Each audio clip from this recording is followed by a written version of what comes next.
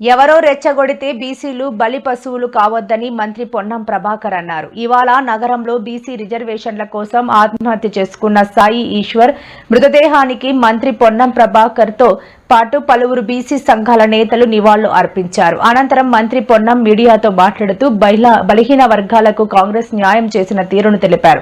కానీ ఎవరో రెచ్చగొడితే బీసీలు బలి పశువులు కావద్దని పిలుపునిచ్చారు. బీసీలకు 42% రిజర్వేషన్లు ఇచ్చేందుకు రాష్ట్ర ప్రభుత్వం కట్టుబడి ఉందని తెలిపారు. త్వరలోనే సీఎం రేవంత్ రెడ్డితో మాట్లాడి అమరుడు సాయి ఈశ్వర్ కుటుంబానికి ప్రభుత్వం తరపున సాయం అందిస్తామని తెలిపారు.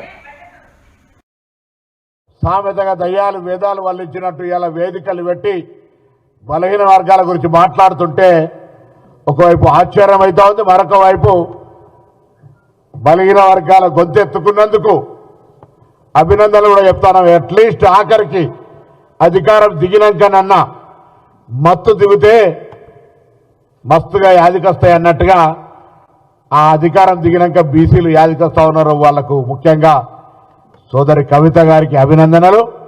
మీ పార్టీల ప్రభుత్వాన్ని అడిగే ముందు తెలంగాణ రాష్ట్ర సమితి